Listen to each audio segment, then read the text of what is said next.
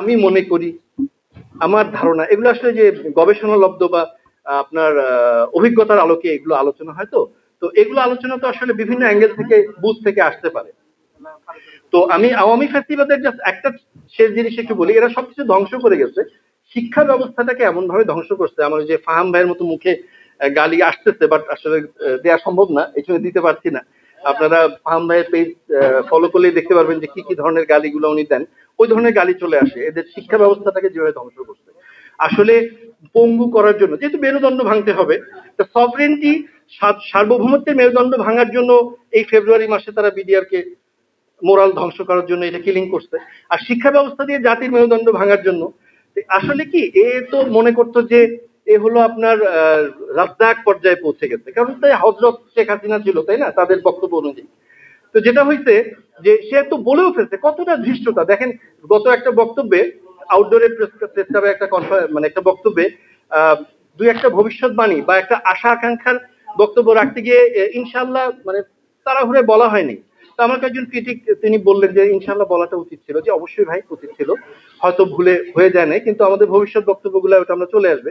তো আমরা ওই ধরনের চিন্তা করি, ক্রিটিক্যাল অ্যানালিসিস গুলো ফেস করি, অবশ্যই এটা আমাদের বলতে হবে, তাহলে বরকত থাকবে না।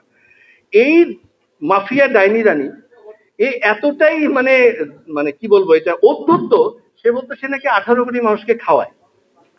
তাহলে সে শিক্ষা ব্যবস্থা ধ্বংস করবে না?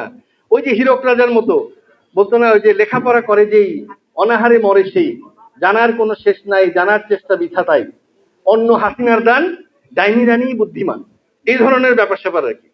তো এটা গেল। আমি এখন আগামী রাজনীতির ব্যাপারে একটা ছোট জিনিস বলি, আমি কি ভাবি, আমি কি চাই, ওটা থেকে না গিয়ে যদি আমি এভাবে বলি, দেখেন খেয়াল করে আমরা কি চাচ্ছি এখানে, যে আগামী রাজনীতি 24-এর চেতনা থাকবে, এখানে বৈষম্য থাকবে না, তারপরে 17 বছরের আন্দোলনে যে না পাওয়া, সবাই তার মত প্রকাশ করতে পারবে, ওই যে ইদি আমিনের মতো না, যে I can guarantee your freedom of speech but I can't guarantee your freedom after speech. এটা কিন্তু ইদি আমিন বলতো, মানে হাসিনা টাইপের কথা, তুমি যা খুশি বলো, কিন্তু এর পরের ফ্রিডমটা আমি আর গ্যারান্টি করতে পারছি না। যে এখনো দেখেন 32 নম্বরের নিচে গিয়ে কতগুলো আয়না ঘরের মতো পাওয়া যাচ্ছে বিভিন্ন জায়গায়। তো শেষ করে দিব, আগামীর রাজনীতি কোন পথে, এইটাতে আমি কি মনে করে না বলে আমি আপনাকে একটা ফ্যাক্ট বলি। ফ্যাক্টটা হলো, দেখেন, পৃথিবীর সবচেয়ে, আমরা বিশ্বাস করি, আমরা যারা মুসলিম তারা বিশ্বাস করি, যার যার ধর্মে তার তার বিশ্বাস থাকতেই পারে, it's okay, not a problem, but আমরা বিশ্বাস করি পৃথিবীর সর্বশ্রেষ্ঠ মানুষকে, সৃষ্টির সর্বশ্রেষ্ঠ মানুষ হলো মোহাম্মদ সাল্লাল্লাহু আলাইহি ওয়াসাল্লাম। আচ্ছা, উনি যখন ইন্তিকাল করলেন, উনি ইন্তিকাল করার পরে সবচেয়ে দামি মানুষ আমাদের বিশ্বাসের মধ্যে, উনি যখন ইন্তিকাল করলেন কি হলো, উনি ইন্তিকাল করার পরে ওনাকে মাটি দেওয়া, ওনাকে কবরস্থ করা, ওনাকে দাফন করতে কিন্তু বেশ সময় লেগেছিল। ছোট একটা ঘরের মধ্যে, নবীদের ব্যাপারে হুকুম একরকম আছে, ওটা নিয়ে লম্বা আলোচনা, মাসআলায় না যায়, কিন্তু বিষয়টা হলো 2-3 জন করে ওখানে গিয়ে জানাজার সালাত করছেন, আরো দূর দূর থেকে যারা জানতেছে তারা চলে আসতেছে, কারণ সবচেয়ে দামি মানুষ তাকে কিন্তু মানুষ তার আত্মীয় স্বজন, ধন সম্পত্তি, তার নিজের জীবনের থেকে বেশি ভালোবাসতো।